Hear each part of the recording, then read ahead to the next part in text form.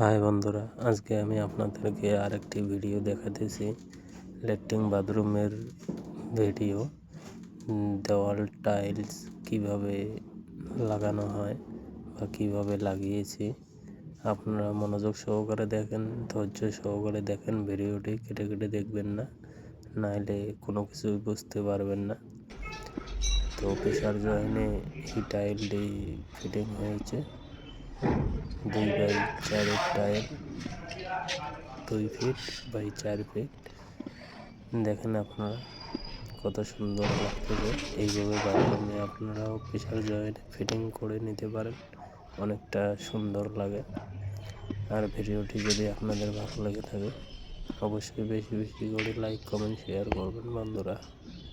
আজকে এই পর্যন্ত, পরের ভিডিওতে আবার দেখা হচ্ছে।